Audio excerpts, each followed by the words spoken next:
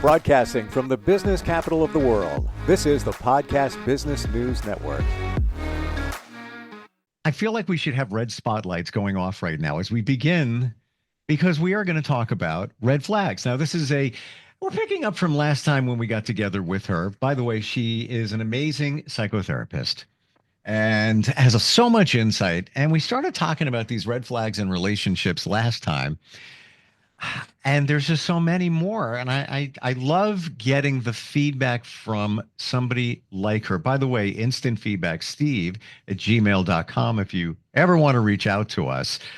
But getting it from somebody who's with her talents, her experience on these situations that many of us have been in relationships, I find fascinating. I learned a lot from her so far. Susie Engel is back with us. How are you today? Oh, I'm fine, Steve. Thank you. Thank you so much. And how are you? Really good, really good. Looking forward to digging into potentially more red flags and seeing wherever we go from that beginning. Uh, the red flag. I just want to go back on something. I'm a big proponent of listening to your intuition. I believe we all have intuition. Many times we ignore our intuition, and it's there to support us. It's evolutionary, why we're still here, because it's telling you the right answer. But a lot of times we ignore it with those red flags. Why do we go against our better beliefs and ignore these red flags when they're right in front of our face? Yeah, that's a really good question. I mean, in a broad stroke, I would say there are two main reasons. One is somewhere along the line from very early on, and we're always talking about coming up in the world, somewhere along the line, doubt or some deep, deep insecurity about ourselves started and became a pattern in our development and a pattern in our, sorry, I'm just going to shut this off because it keeps singing, a pattern in our relationships, that doubt, that self-doubt. Somewhere along the line, it was kind of injected in certain people. Uh-oh. I feel like I froze. You did. Maybe you'll come back. Oh, no. That's so interesting. Never had that before. You can still hear us, right? I can hear you. That's so odd. Yeah. Usually it comes back. That's so strange. You know what? Why don't we do this? We're going to take a short break of not more than a minute or so. Oh, no. Are you frozen? Oh. Now you're back. Okay. All right. So now we don't have to take a break. Okay, beautiful. My internet connection is unstable. Okay. Well, somewhere along the line, just in terms of growing up and coming up in the world, and like I said, when I got frozen in that terrible look, it's almost like an injection of self-doubt or insecurity. And that's one reason why people don't trust themselves or don't trust their gut. Maybe there are three reasons or more, but in the most simplistic way. Then another is, and we talked a little bit about this at the end of last podcast, is that that we get these subtle messages from just day-to-day experiences. And if I had a great idea and wanted to please my parents and picked all of the fruit off the tree because I thought it was a lime tree and we could make a key lime pie, and come to find out they were underripe oranges and I wrecked the oranges for the season. You know, parents could have said, oh my goodness, what a great idea. But next year, wait till they turn orange because they're oranges, not limes. Or I could have been scolded to the extent where I felt shame. And that's just a small example of how our trusting ourselves becomes extinguished within us. It's a shame. Yeah. And if we have a series or chronic experiences like that, like I had a great time in the school concert, but my parents scolded me because I was fidgety, not because it was just a great night and they couldn't just celebrate that. There's more pile on. Like I can't trust myself to just be myself and have fun.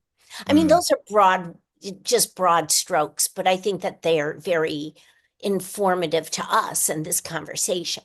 It's almost as if your brain is the conduit to your intuition, wherever your intuition is. A lot of people say it's the gut feeling, right? So, you're connected to it, but with your childhood experiences, life in general, faith in yourself, the connection gets severed or there's Yeah. static along the way where you should have a direct right to your head, to your stomach. Up, not going to do that. I'm good. Moving on to the next thing. You get Yes. the mixed signals and all this stuff sort of just gets in the way. I like what you're saying too, because that's the disconnect. Something that's natural in our blueprint Yeah. becomes severed. And I think that's a great way for people to see that. And also, there's a ton of science about the brain gut health and connection. Oh yeah. They say Tons it's like the stomach is the second brain.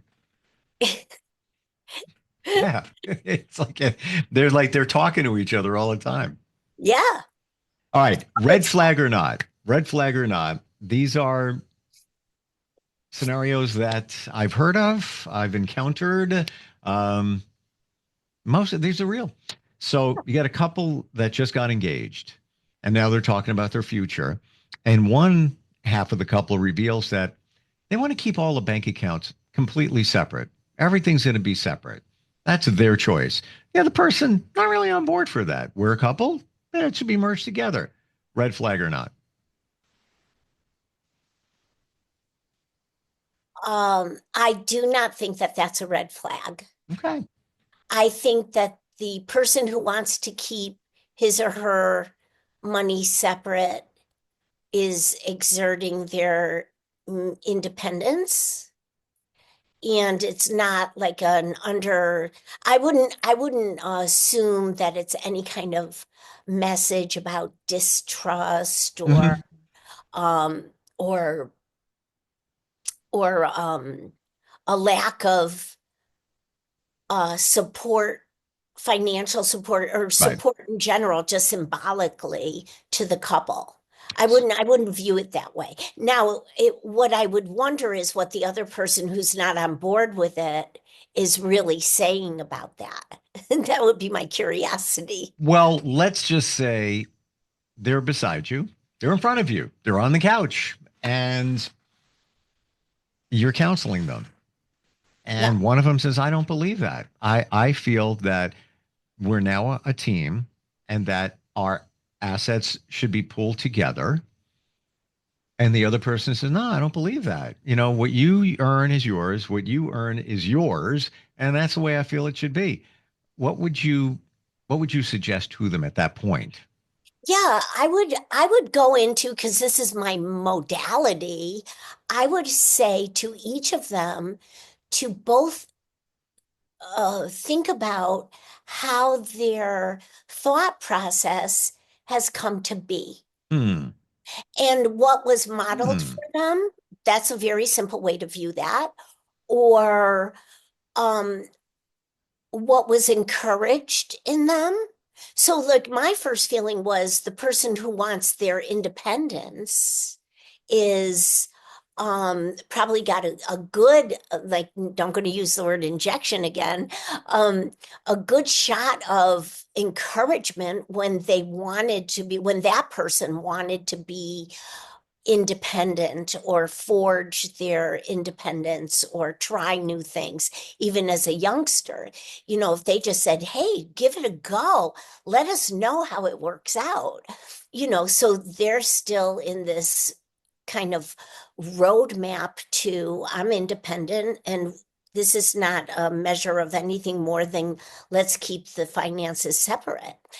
Now, the Hmm. person who's saying, I'm not on board with that, I would say, and how did you come to learn that?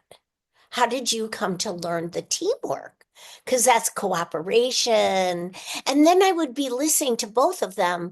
Are they viewing their future relationship, if they're just engaged, as uh, as a team, partnership, that type of bond that Hmm. betters? I mean, I always consider a great relationship as continuously flourishing, like blossoming. Like it's two of us coming together, and within that interaction, we get even better together. Do you feel that there's potentially more at play here between the two of them, where the person wants to keep the financial situation separate, that there may be something going back to their childhood, or maybe that's the way they were brought. There's something, there's a reason. There's a reason. Yes. Yeah. And for both of them, I think they look very different, but they're speaking of something. They're speaking of some trust stuff. I would say, I would Hmm. just Hmm. conjecture. Now, it's not my place to conjecture. That's why I try to be a very good listener and keep probing, like, how did you come to this? And where did this all start for you? And then between these conversations, the two of them may come to some sort of compromise. So ultimately, there's a reason for this. It's not there's a potentially, we don't want to label anybody, but potentially there's some trust issues at hand here with the person that wants to keep the finances segregated. Yeah. Okay. All right. And nothing wrong with that. Or That's or not even the person who wants to keep it segregated. It could be trust stuff with the person who wants to merge. The person who wants to merge may be interpreting this as, you're keeping me out of this. Where do I fit in the relationship? Um, hmm, hmm. and it all comes down to how much do we trust ourselves. So if we trust ourselves well enough and my partner wants to keep everything separate, then I would be comfortable with that. When you say trust ourselves, boy, we went deep here. When you say trust ourselves, Yeah. how do you mean? Because I'm looking at it as one person is thinking one thing, the other is thinking the other. There's potentially trust issues pre-existing from their upbringing. Yes. Yes. Hmm. Absolutely. And through our upbringings, also, we gradually are developing a relationship within ourselves, a relationship to ourselves. I always Hmm. reference, that old movie, it's with Angelina Jolie and Winona Ryder. Writer. Yes. Girl Interrupted. Okay. I think of that movie, and I think the main character is Winona Ryder. Um, and I think of that character as symbolizing Girl Interrupted. It was the development of a relationship with herself that was key to her moving forward in her life. So, and I want to go to another potential Yeah, red yeah, flag in a yeah, moment, right. We could but we go off. just one quick question about this. The person that doesn't want to merge the funds, keep it separate. Do you think that they have trust issues within themselves? Yes. Hmm. Because I think that, I mean, they could. I don't know, no, because I'm not sitting with them. But they could have Interesting. trust issues because they want to maybe guard their earnings or control. And if they Hmm. have trust issues, maybe they're not feeling so in control internally, which is also like a whole nother podcast. I never thought of it that way. But ultimately, did it or very probable that their trust of themselves and the whole situation does come from their upbringing. It's a really good chance. Absolutely. Okay. Absolutely. Red flag or not, couple's been together a year. One has never been to the other one's place. Red flag or not? Uh, I would say that's a red flag. I don't know if the person is ashamed of something. Mhm. I don't know if the person is um, deceiving the other person. But I think like after being I should say, I think after being together in a relationship for a year, it would seem like a red flag to not I'm feeling you there. be Yeah. at, Yeah. I After a don't think there year, is.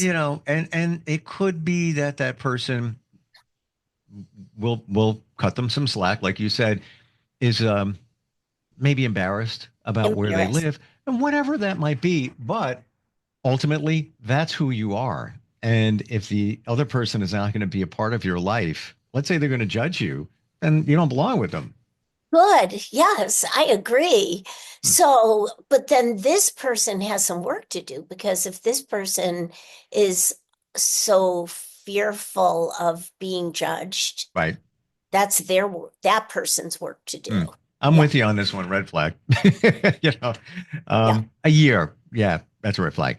So let's say you meet someone, they're married, they say they're about to get divorced, they're, started the process, but then they revealed that they had cheated on their spouse. Now you just met them, and it looks like something could blossom out of the meeting with this person. Again, they're saying, I'm going to get divorced. And they revealed that, yeah, I cheated on him one time, would never do it again. Red flag or not. So did the person who cheated tell the significant other, like confess? Or am I seeing both people in this couple? No, let's say you're one. Okay. You're the one that is completely single. You met somebody who is married. They say they're getting divorced, and they admit it. I cheated on my spouse. Red flag or not? I would say red flag. Yeah. I mean, I don't think it's uncommon that people cheat. Like, I would have to like get into why couldn't you have said, I'm really unhappy and feel like I want to seek out different relationships at this point. Mm. And before I do anything like that, I'd rather tell you I want a divorce or I want to move on from this relationship. I like a person like that. On the other hand, I wonder what's going on in the relationship where that person is looking someplace else and not um addressing maybe what the real issue is. What is the real issue? Because it's a band-aid sometimes to go and cheat. Just like people drink to feel good or something, like that doesn't really help a situation.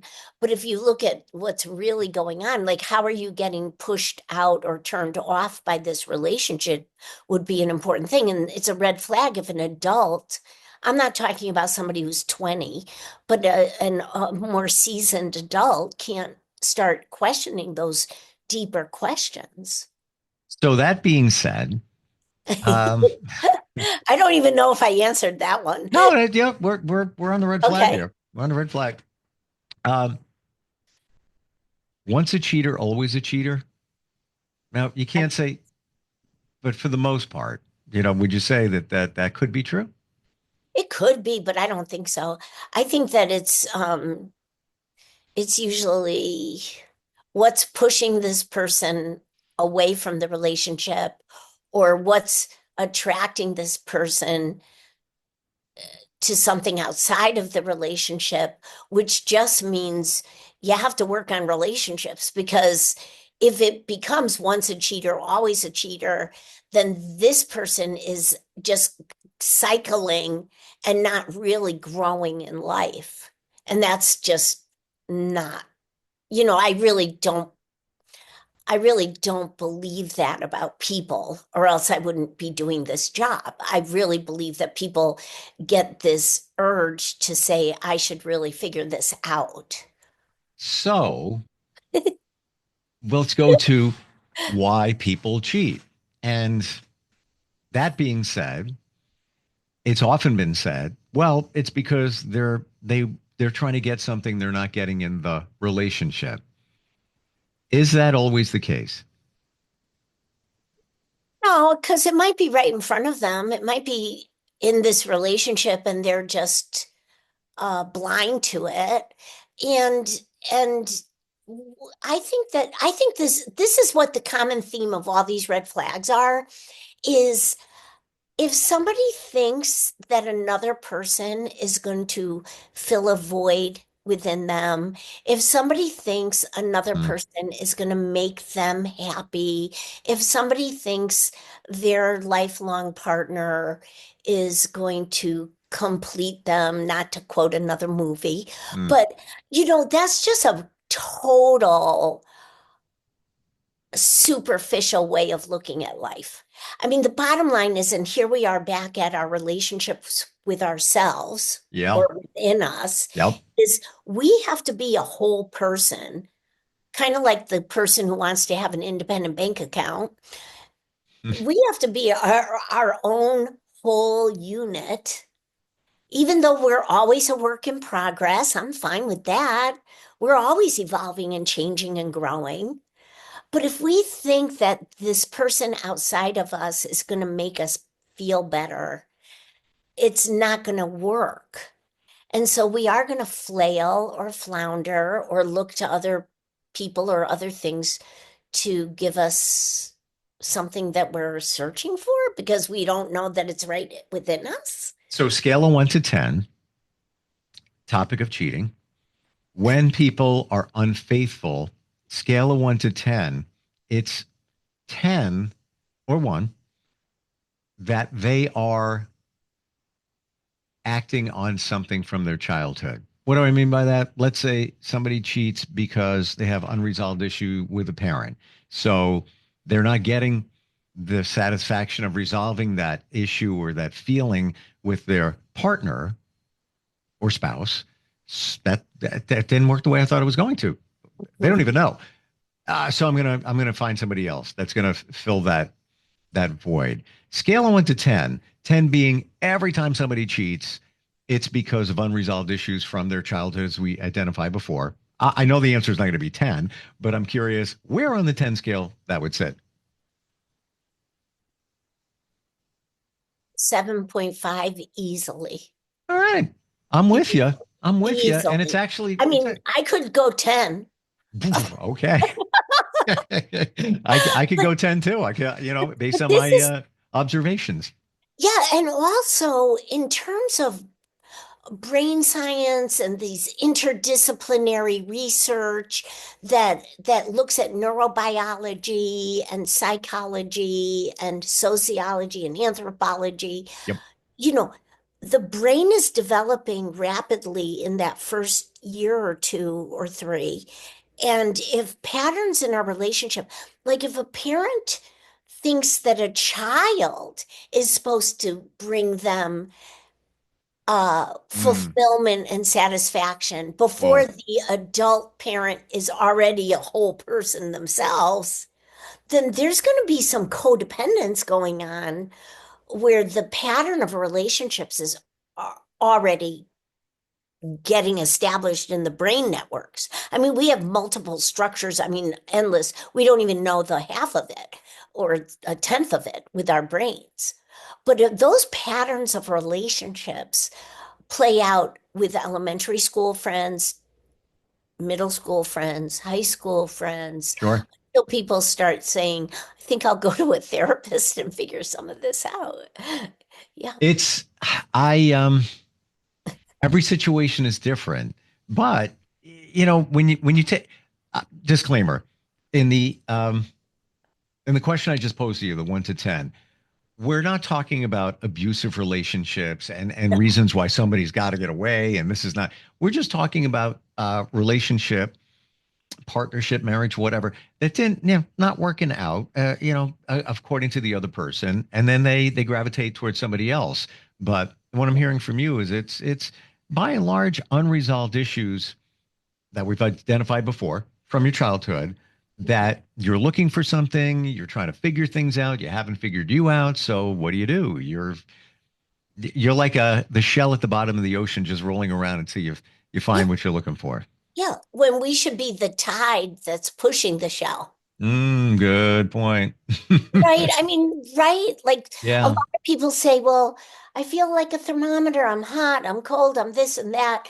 And then, oh, one day after all this work, I feel like I'm the, I'm not the Thermostat. temperature going up and down. I am the thermometer. I'm, The thermostat. I'm I mean, changing it the as opposed to thermostat. just as Yeah. opposed to just living life. 1 minute I'm hot, Um, 1 minute I'm cold. I have no control over it. I don't know what's going on. Now you're, yeah. yeah. I'd like to turn the heat up a little bit. I want to turn it down a little bit, whatever it Yeah. might be. Yeah. The thermostat versus right, the up and down. Right. Wow. um, Interesting that where this went today. Had no idea, but a lot of insight, confirmation. I think for all of us, realization, what's going on, why we do what we do.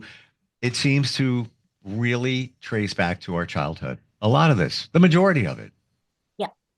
Hmm. And that's not bad news. No, And it not at doesn't all. mean that people are terrible parents. It's just that we're trying to make sense of the world around us as infants or children.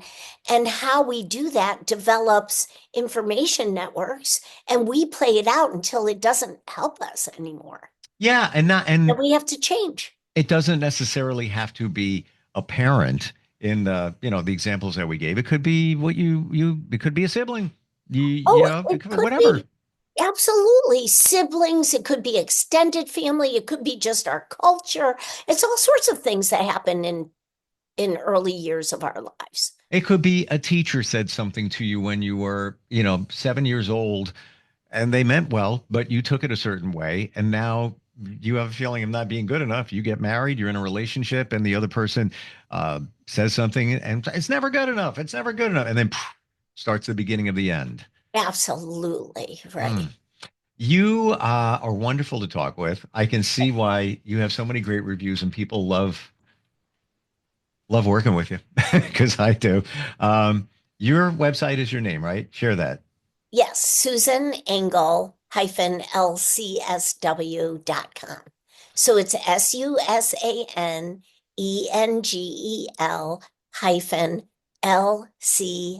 -LCSW.com. Which stands for Licensed Clinical Social Worker. Yes. Um, Thank you for all the insight. It's you. The nice part about the way you work is you make it relatable. It's not very clinical, hard to understand. It is truly like talking to a friend. Really, Thank you. it's your superpower. You're so disarming and easy to talk with. Thank you so much. I Oh, appreciate that. thank you. I appreciate you being here. Learned a lot over the last bunch of weeks, and hoping another time we get together again. I would hope so. Thank you, All Steve. right. Thanks, Susie. We will be right back.